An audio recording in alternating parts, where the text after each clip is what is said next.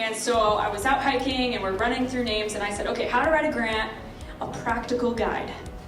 And then my boyfriend who's in the back is like, no, how to write a grant, become a grant writing unicorn. And I'm like, I want people to take me seriously, so no.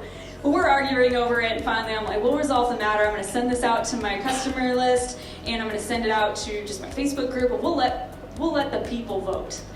What do you think happened? Yeah, people loved how to write a grant, become a grant writing unicorn. So I thought, okay, great, I'll go with it, fine. So then I need to do a design cover, or a cover design, and I go to 99 Designs. It's a place where you can have a competition for graphic designers to do whatever graphic design you need.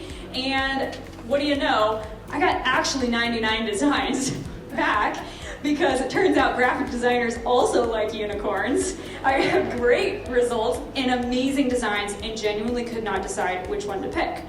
So I had this design I really liked. It had a little gold unicorn and it looked like crinkled up paper.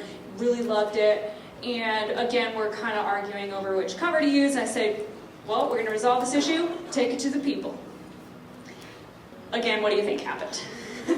This is a great cover, not the one I would have picked, and not the title I would have picked, and maybe the book you wouldn't even want to read it if I had done it, right?